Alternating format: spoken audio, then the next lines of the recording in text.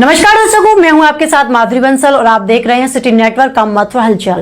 और आइए रुक करते हैं आज की खास कुछ खबरों की। विश्व प्रसिद्ध ठाकुर बांके बिहारी मंदिर की सुरक्षा व्यवस्था और यातायात व्यवस्था को बेहतर बनाने के लिए हाई पावर मैनेजमेंट कमेटी की 14वीं बैठक आयोजित की गई। बैठक में कुल 25 महत्वपूर्ण बिंदुओं पर विस्तृत चर्चा की गई। कमेटी के अध्यक्ष अशोक कुमार ने बताया कि पिछले 3 महीनों में मंदिर की आय में भारी बढ़ोतरी हुई है। इस अवधि में मंदिर की गुल्लक से 4 करोड़ रुपए का चढ़ावा आया है, जबकि फूल बंगला सजावट के माध्यम से करीब 80 लाख रुपए की आमदनी प्राप्त हुई है। इसके साथ ही मंदिर को करीब 5 करोड़ रुपए की रिफंड एवं एडजस्टमेंट भी मिलेगा। सुरक्षा और व्यवस्था में बड़े बदलाव, नया ड्रेस कोड, सुरक्षा में तैनात निजी गार्डों की काली टी शर्ट बदलकर अब पीले रंग की टी शर्ट की जाएगी। पुलिसकर्मियों की समीक्षा, परिसर में लंबे समय से जमे पुलिसकर्मियों की सूची तैयार करने के निर्देश दिए गए। अतिक्रमण पर वार नगर में ई रिक्शाओं के कारण होने वाली अव्यवस्था पर नियंत्रण एवं अवैध अतिक्रमण हटाने पर सहमति बनी। हाई पावर मैनेजमेंट कमेटी की बैठक हुई है, किन मुद्दों पर चर्चा रही है? देखिए, बहुत सारी पूर्व में जो इश्यूज थे उन पे पुनर्विचार हुआ। मुख्य बिंदुओं पे आपसे चर्चा करता हूँ कि एक तो ये कि जो गोलक खोली गई है, भगवान को जो चढ़ावा चढ़ता है वो 3 महीने का लगभग 4 करोड़ 90 लाख रुपए कुल चढ़ावा, 90 लाख से कुछ अधिक रुपए चढ़ावा आया है, जिसमें प्रगति पाई गई।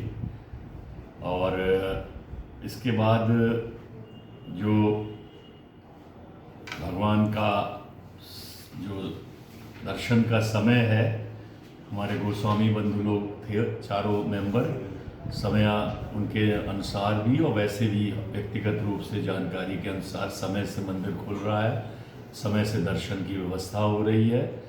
फूल बंगला भी सजाया जा रहा है और फूल बंगला में जो सजावट की गई है वो इस पीरियड में लगभग 80 लाख रुपए फूल बंगले की सजावट में कुल धनराशि आई है, जो एक अच्छा वो है धनराशि का मूल्य। बैनामे कुछ हुए हैं, 4 बैनामे हुए हैं इस बीच में, उन पे भी चर्चा हुई और उनको स्वीकृत की गई, अनुमोदित किया गया।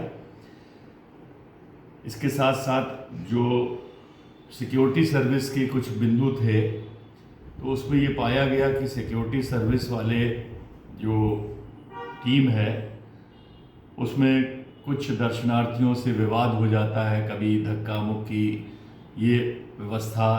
तो मूल रूप से ये पाया गया कि सिक्योरिटी की जो व्यवस्था है वो ठीक ठाक ढंग से चल रही है। एक निर्णय लिया गया कि उनका जो वस्त्र है ऊपर का काला टी शर्ट या शर्ट जो पहनते हैं वो थोड़ा सा अच्छा नहीं लगता है प्रांगण के अंदर, तो उसमें कुछ रद्दोबदल करी जाएगी। ऐसा निश्चित किया गया कि पीले रंग की टी शर्ट या इस सीज़न के हिसाब से तो उन्हें भी अलग से पहचान भी मिलेगी और वो अच्छे से कार्य भी कर पाएंगे। उन्हें कंटिन्यू किया जा रहा है अभी 2 महीने तक, जब तक उनका वो है। हमारे प्रबंधक के प्रबंधन से जो भी चर्चा हुई, जो अव्यवस्था देखी गई है, पहले भी इसको चिन्हित किया गया था। मूल रूप से ये 3 व्हीलर ई रिक्शे की, ये मैं 2 दिन से 3 दिन से आया हूँ, यहाँ देख रहा हूँ कि ई रिक्शे का प्रबंधन पहले जैसा ही लगभग है।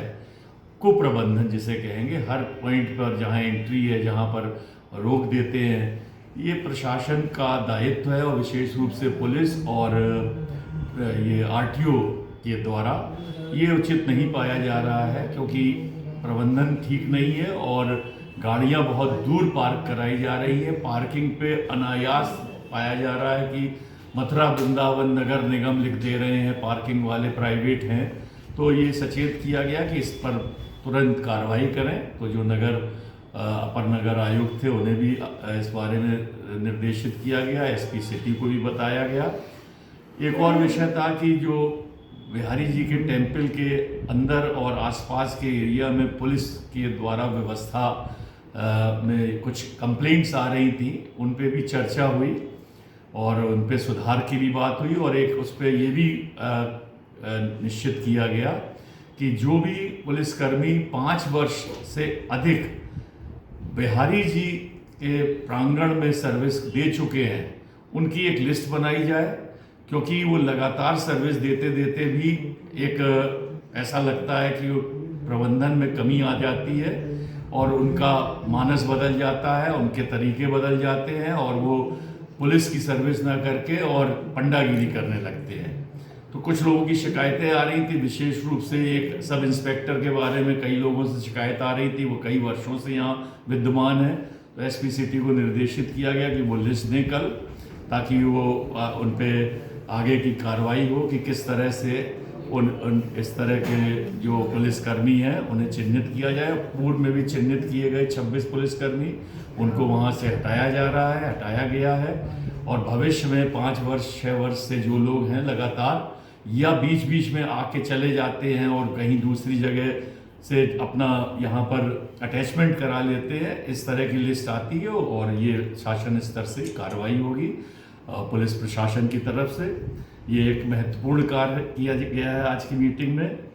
जो खाद्य पदार्थ पेड़े वेड़े ये बहुत गलत तरह के मिल रहे थे, पिछली मीटिंग में खाद्य विभाग के वरिष्ठ अधिकारी आगरा से आए, आज भी आए थे और यहाँ के भी, तो उन्होंने एक लिस्ट दी है कि 16 जगह छापे मारे गए हैं और जो 3 बड़े बड़े लोग इसके प्रबंधक थे जो धौलपुर और भरतपुर इधर से मावा मंगाते थे, बहुत सस्ता और केमिकल युक्त जो खाया भी नहीं जा सकता था। वहाँ चर्चा भी हुई कि वो ऐसा पेड़ा बनता है कि वो बंदर भी नहीं खाता है और वो मनुष्य हम लोगों को दिया जा रहा है, जो श्रद्धालु आ रहे हैं, तो उसको पूरी तरह से रोका जा रहा है और उन्होंने भविष्य में भी लगातार इस तरह की प्रक्रिया और कार्रवाई सुनिश्चित की जाएगी।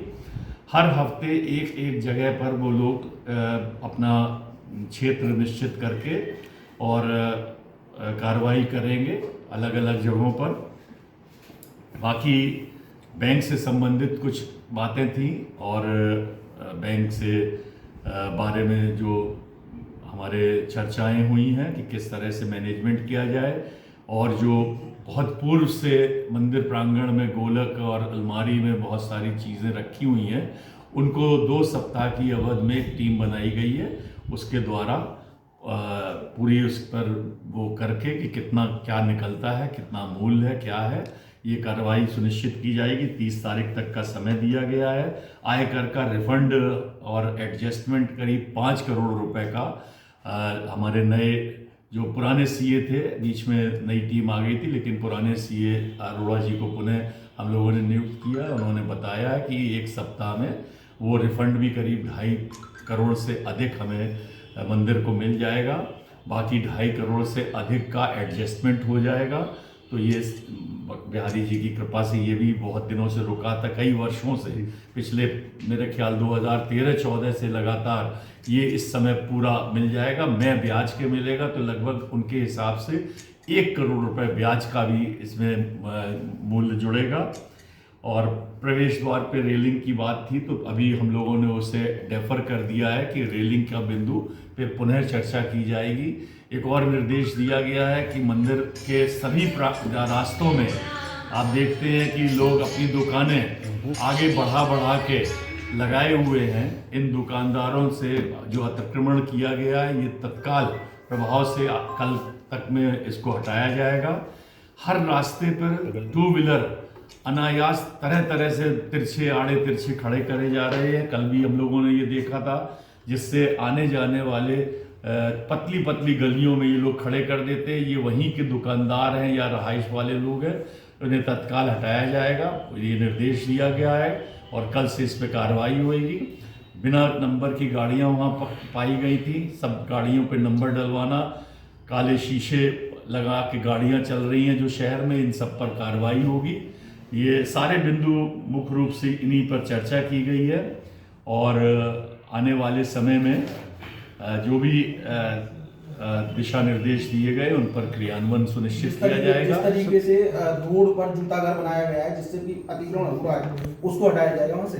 देखिए, जहां भी अतिक्रमण है, चाहे वो जूता घर का है, चाहे वो किसी की दुकान बाहर निकली हुई है, और वो अतिक्रमण अगर आने जाने वाले श्रद्धालु को दिक्कत दे रहा है तो उसे हटाया जाएगा। ये आप समझिए, श्रद्धालु के आने जाने की गलियों में अगर गली 5 फीट चौड़ी है, उसमें इधर भी बाइक खड़ी है, इधर भी बाइक खड़ी है, आप सोचिए कितनी तकलीफ होती है। उसके साथ जो साइड की गलियां हैं वो बताते हैं बिल्कुल ही बंद सी हो गई हैं।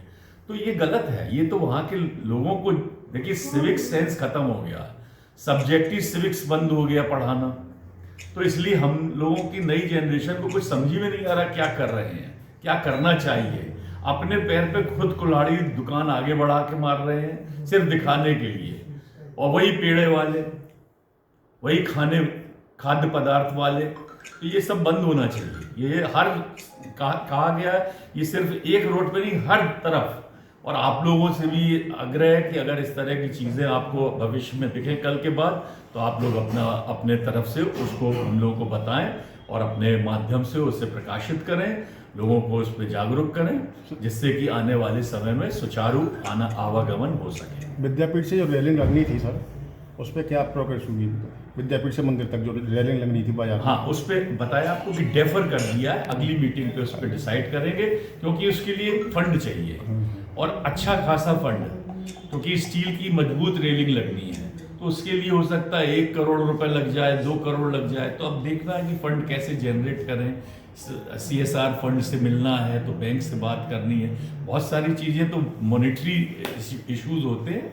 तो निधिवन का जो ठेका है वो ठेका हमारा, चूंकि वो अभी ठेका चल रहा है, लेकिन वहाँ की व्यवस्था सिक्योरिटी की हम लोगों ने पिछले महीने से बिहारी जी से एक भी पैसा नहीं दिया जाएगा और न दिया गया है और आगे भी नहीं दिया जाएगा। जून में बदलनी है ना जब भी बदलेगी, जून में देखेंगे, अभी तो मई चल रहा।